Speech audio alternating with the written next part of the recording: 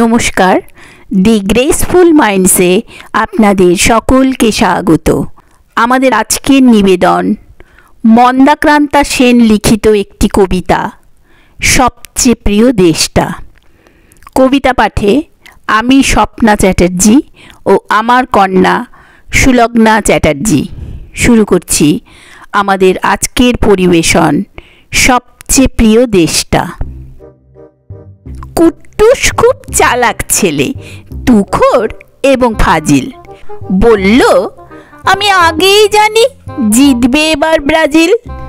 বাবাই বাবুর মুখখানা তো মনের দুঃখে পানসে। ভেবেছিলেন এবারও কাপ যাবেই বুঝি ফ্রান্সে।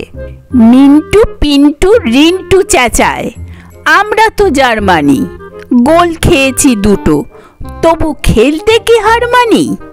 মুখ লুকিয়ে তখন থেকে কেঁদে যাচ্ছে টিনা।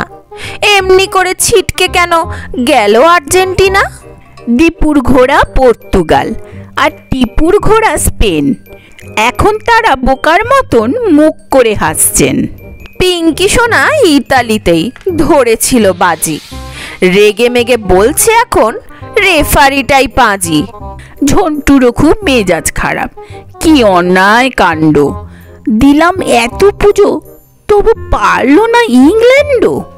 কিন্তু সবাই হাত রেখেছেন অবাক মেনে গালে।